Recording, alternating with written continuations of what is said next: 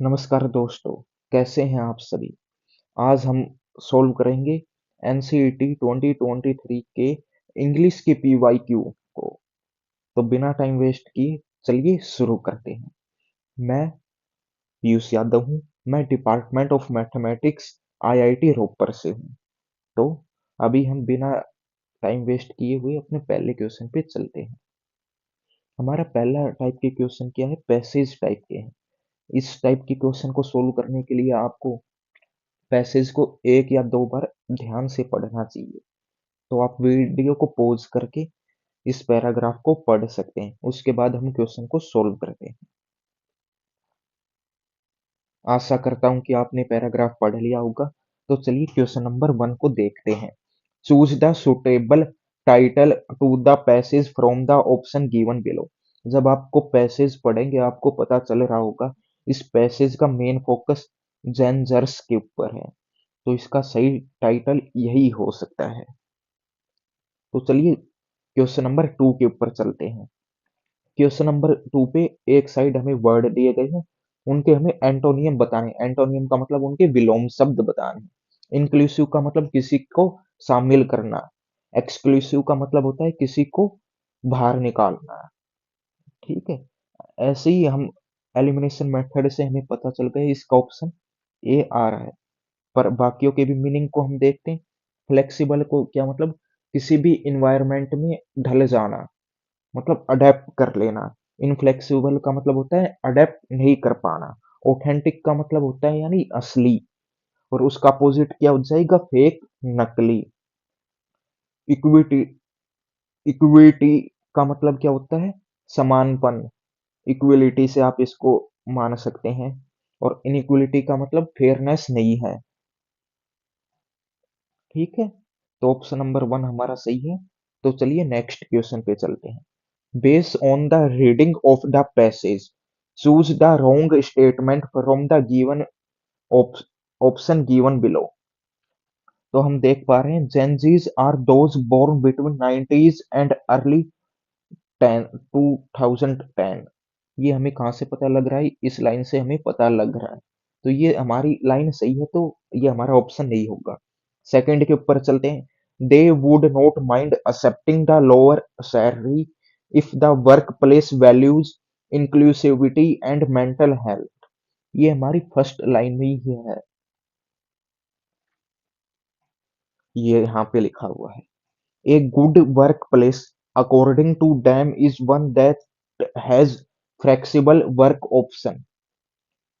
ये हम्म,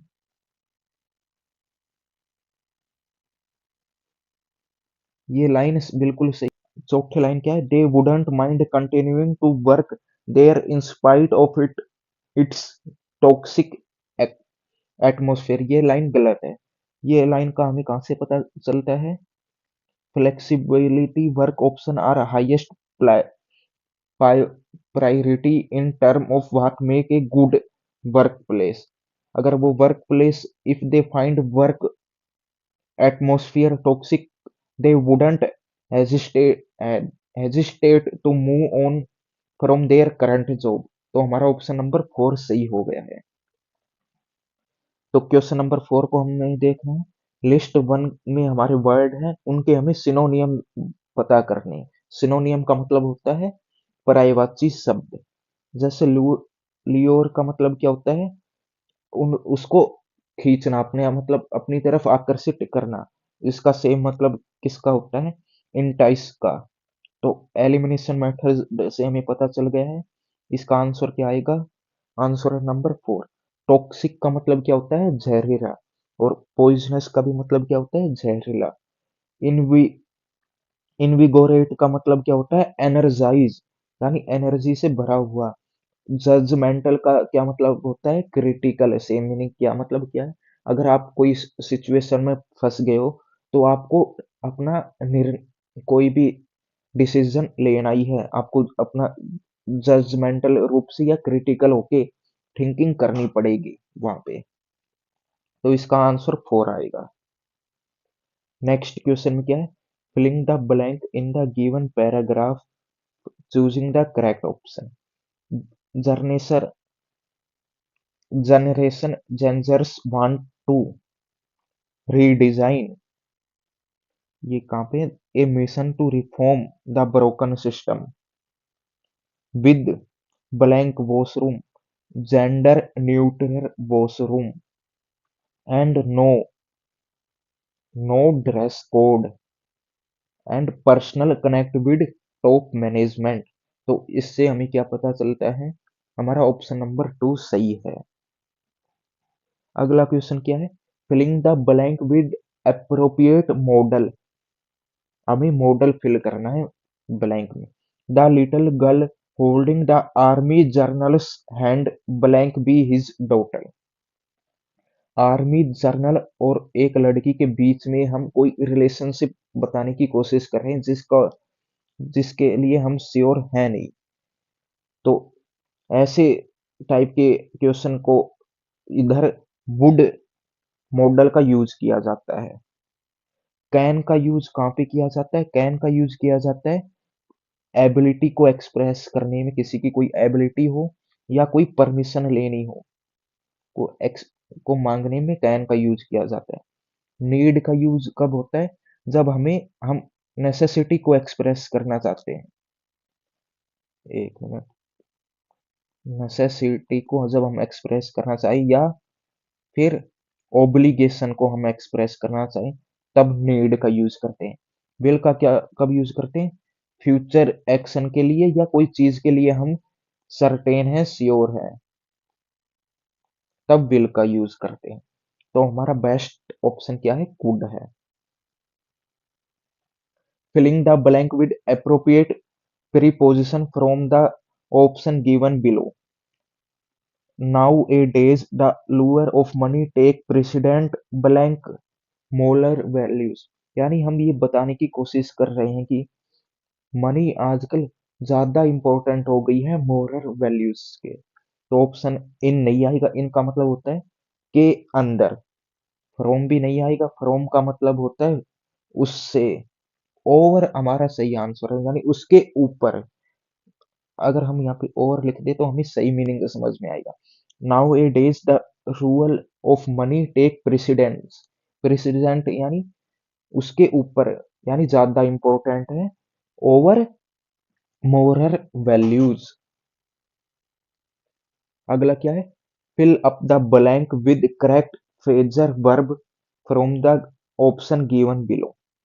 positive diplomacy help feuding countries blank and move on from being force to friend, यानी feuding किसी दो countries के बीच में विवाद हो रहा है, तो डिप्लोमेसी के द्वारा हम उसको मेक ओवर यानी उसको सुलझा सकते हैं। एंड मूव ऑन क्या है, मतलब उससे दुश्मनी से दोस्ती की तरफ जा सकते हैं।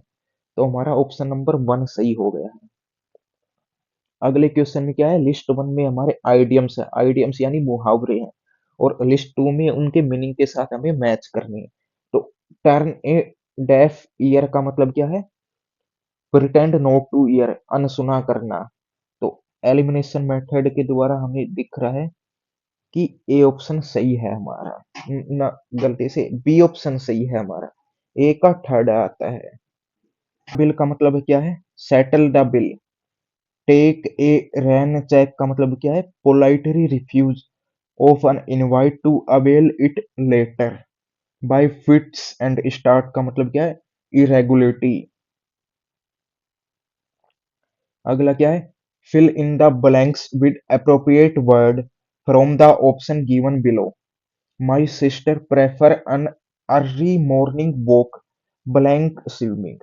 इसका मतलब क्या है कि मेरी सिस्टर को मॉर्निंग वॉक पसंद है ज्यादा, किससे, सुबह सुबह स्विमिंग करने से। हम हिंदी में इसका मतलब ऐसे निकाल सकते हैं। तो यहाँ पे ऑप्शन हमारा 1 आएगा, डैन। विद क्यों नहीं आएगा, मॉर्निंग वॉक विद स्विमिंग इस सेंटेंस का सही मतलब नहीं दे रहा। ठीक है, ये बात का ध्यान रखना है। अगला क्या है, लिस्ट 1 से हमें लिस्ट 2 में उनके सिनोनियम फाइंड करने हैं। वेरीगेटेड का मतलब क्या है, मल्टी कलर्ड। वेरीगेटेड का मतलब क्या है? Multi coloured.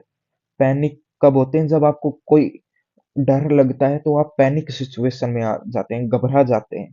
तो इसका क्या सिनोनियम हो गया? फियर। वरेंगल का मतलब होता है आर्ग्यू करना। वोट सेफ का मतलब होता है किसी की गारंटी, कोई गारंटी लेना या देना। तो इससे हमारा ऑप्शन नंबर थर्ड आ जाता है।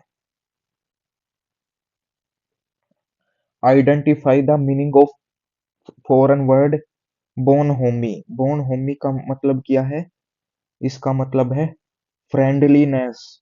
ये क्या रेफर को करता है? ये एक cheerful and friendly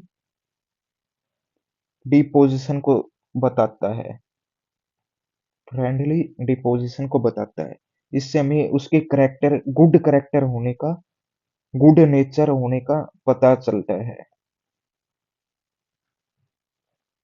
pick next question है, pick out the sentence with the noun clause from the given option below. तो पहला ऑप्शन पढ़ते हैं। I knew where I could find the autobiography of Nelson Mandela. इसमें हमें सबसे पहले close को फाइंड करना है।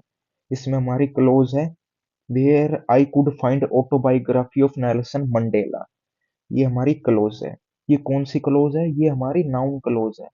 नाउन क्लोज क्यों है? नाउन क्लोज होती क्या है? नाउन क्लोज वो है, noun clause are dependent clause that function as a noun in the sentence. यानी जो डिपेंडेंट क्लोज है और जो नाउन की तरह फंक्शन करती है। यानी इस फर्स्ट सेंटेंस में ये किसका नाउन बनने की कोशिश कर रहा है? ये वर्ब का नाउन बनने की कोशिश कर रहा है। वर्ब क्या? न्यू का। इसका ये इस वर्ब का नाउन क्लोज के रूप में ऑब्जेक्ट बनने का काम कर रहा है। अब ऑप्शन नंबर सेकंड में देखते हैं ये क्यों गलत है। We meet the scientist who invented the Y ray. इसमें क्लोज क्या है? Who invented Y rays. और ये कौन सी क्लोज है? ये हमारी एग्जेक्टिव क्लोज है। ये कौन सी क्लोज है? ये एग्जेक्टिव क्लोज है। एग्जेक्टिव क्लोज क्यों है? ये किसको डिफाइन कर रही है? ये डिफाइन कर रही है द साइंटिस्ट को। द साइंटिस्ट को ये डिफाइन कर रही है। नेक्स्ट ऑप्शन में क्या? The house that Laurie Baker build are unique and cost effective. इसमें क्लोज क्या है? इसमें क्लोज है डेट रोली ब्रेकर बिल्ड। ये क्लोज है। ये कौन सी क्लोज है? ये हमारी एग्जेक्टिव ही क्लोज है। एग्जेक्टिव क्लोज है। और ये किसको डिस्क्राइब कर रही है? ये डिस्क्राइब कर रही है द हाउस को। ऑप्शन नंबर फोर में क्या है? When you have stop talking you may write down your answer. इसमें क्लोज क्या है? इसमें क्लोज है when you have stop talking. ये कौन सी क्लोज है? ये एडवर्ब क्लोज है। क्यों?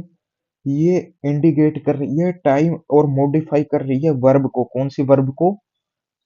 कौन सी वर्ब को कर रही है? मे राइट को। ठीक है। तो नेक्स्ट क्वेश्चन देखते हैं अब। Pick out the sentence with adjective clause from the option given below.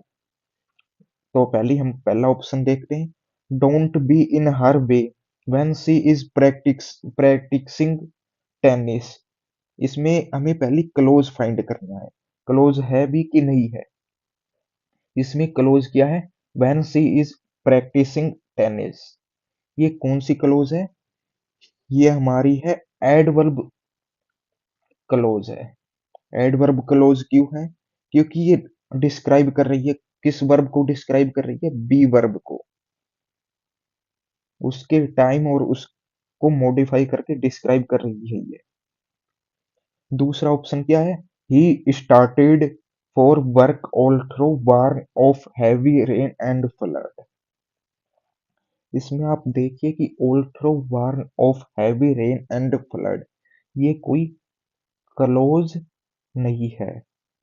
ये सिर्फ क्या है? एक पार्टिसिपल फ्रेज है।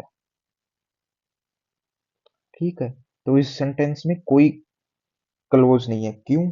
क्योंकि इस के अंदर क्या नहीं है, इसके अंदर ना ही कोई सब्जेक्ट है ना ही कोई वर्ब है, इसलिए ये क्लोज हो नहीं सकती है। नेक्स्ट क्वेश्चन ऑप्शन को पढ़ते हैं।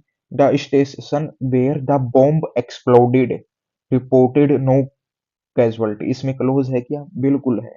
कहाँ पे? Where bomb explode. और ये क्या कौन सी क्लोज है? ये हमारी एग्जेक्टिव क्लोज है। और किसको डिफाइन कर रहा है ये? किस नाउन को डिफाइन कर रहा है? ये द स्टेशन को डिफाइन कर रहा है। नेक्स्ट ऑप्शन में क्या है? Could you give me the direction to reach the botanical garden. इसमें क्या है? कोई भी डिपेंडेंट क्लोज है ही नहीं, बस प्रीपोजिशनल फ्रेज है जो क्या है? To reach botanical garden. To reach botanical garden, ये क्या है? सिर्फ प्रीपोजिशनल फ्रेज है, इसमें कोई डिपेंडेंट क्लोज है ही नहीं। नेक्स्ट पे चलते हैं। नेक्स्ट टाइप में है हमारे लिस्ट वन में हमारे पास आइडियम है, उनके हमें मीनिंग के साथ उन्हें मैच करना है। To keep at arm length का मतलब क्या होता है? To keep at a distance. इस टाइप के क्वेश्चन को हम एलिमिनेशन से बहुत आसानी से कर सकते हैं टाइम बचाने के लिए। तो इसमें क्या आ गया? Third option. Fly of the handle का मतलब क्या होता है? टू लूज वन टेम्पर, यानी गुस्से में काबू नहीं रखना। सिट ऑन द फेंस का मतलब क्या होता है? बी अनडिसाइडेड, कोई निश्चय पर नहीं पहुंचना। ग्रीस द पाम का मतलब क्या है? टू ब्राइब समवन, किसी को रिश्वत देना। Identify the meaning of word below from the given option. आईडीआईबी का ये वर्ड हमें कहाँ से लिया गया है? ये वर्ड हमने लिया है एक लेटिन वर्ड से। लेटिन वर्ड जो है हमारा, वर्ड से जो है हमारा आइबिडम, जिसका मतलब होता है in the same place. In the same, in the same place. तो इसमें हमारा ऑप्शन सेकंड सही हो गया। Choose the correct word from the option below. Numismatic is the study of, किसकी स्टडी है? It is study of the coins. किसकी study है? द कोइंस की स्टडी है। Choose the correct answer from the options given to change the assertive sentence to exclamatory sentence. जब हम कोई assertive से एक्सक्लामेटरी में जाते हैं तो हम व्हाट एंड हाउ का प्रयोग करते हैं ताकि हम स्ट्रोंग इमोशन या कोई एडमिरेशन को एक्सप्रेस कर सकें। तो हम पहला सेंटेंस पढ़ते हैं। What A clever way of solving the puzzle. इसमें फोकस पर्सन से हटकर कहाँ पे चला गया है? The way of solving puzzle के ऊपर चला गया है। कोई पर्सन यू से हटके किसके ऊपर चला गया है? सॉल्विंग पजल के ऊपर। तो ये हमारा करेक्ट नहीं हुआ। How clever of you to solve the puzzle, बिल्कुल सही है। क्यों? क्योंकि इसमें क्या हुआ है? हम एम्फिसाइज कर रहे हैं और एडमिरेशन भी कर रहे हैं इन एक्सक्लामेटरी टोन में ही। तीसरा ऑप्शन क्या है? You are very clever. ये हमारा असर्टिव सेंटेंस है और कोई भी एक्सक्लामेटरी का प्रॉपर फॉर्म का यूज नहीं किया गया है। Hurray, you solve the puzzle. ये हम हुर्रे कब यूज करते हैं? जब हम सेलिब्रेशन को शो कर रहे हैं, ना कि एडमिरेशन फॉर क्लेवर को हम दिखाने की कोशिश कर रहे हैं। तो ये भी ऑप्शन हमारा गलत हो गया। क्वेश्चन नंबर 19 में है हमारा complete the following sentence using the correct question tag from the given option. They aren't expecting us to invite them for the Onam fest. Aren't यानी ये हमारा प्रेजेंट कंटिन्यूस फॉर्म में। विल दे नहीं आएगा। Won't they past form हो गई, नहीं आएगा। आर या आरंट आएगा। आरंट इसलिए नहीं आएगा क्योंकि हम नोट पहले ही कह सके हैं, बता चुके हैं। तो इसमें क्या आएगा? तो दो बार नोट सेंटेंस में नहीं आता, ये रूल के खिलाफ है। तो हमारा थर्ड ऑप्शन सही हो गया, आर डे। आखिरी क्वेश्चन है हमारा, choose the appropriate passive form of the given sentence from the option given. The minister proposed to build a hostel for working women in the constituency। इसमें क्या है कि भाई, जब हम एक्टिव से पैसिव फॉर्म में आते हैं तो हमारा क्या हो जाता है, जो हमारा एक्टिव वॉइस का ऑब्जेक्ट है वो हमारा पैसिव वॉइस का सब्जेक्ट बनेगा। The verb is change to passive form, और वर्ब को हम पैसिव फॉर्म में चेंज कर देते हैं। ठीक है। और जो सब्जेक्ट है एक्टिव वॉइस का, वो become the agent in the passive voice, और वो उसका पैसिव वॉइस का एजेंट बन जाता है। तो अभी हम इसमें पहले हम सब्जेक्ट को फाइंड करते हैं। इस हमारा द मिनिस्टर, वर्ब क्या है, परपोज हमारी वर्ब है। ऑब्जेक्ट क्या है, to build a hostel for working women, ये हमारा ऑब्जेक्ट है। तो पैसिव फॉर्म में ये सबसे पहले आएगा। ठीक है। The object, a hostel for working women, a hostel for working women जो हमारा ऑब्जेक्ट है वो हमारा सब्जेक्ट बनेगा, a hostel for working women. And verb को हम पैसिव फॉर्म में चेंज कर देंगे, वाज परपोज। उसके बाद हम क्या लेके आएंगे, सब्जेक्ट को लेकर आएंगे, to be build by minister in his constituency. तो हमारा ऑप्शन ए सही हो गया। थैंक यू दोस्तों, यहाँ पे हमारे इंग्लिश का डिस्कशन कंप्लीट होता है। आशा करता हूँ आपको ये पसंद आया होगा। अगर आया है तो हमारे चैनल को लाइक कीजिए, सब्सक्राइब कीजिए, वीडियो को शेयर कीजिए। धन्यवाद।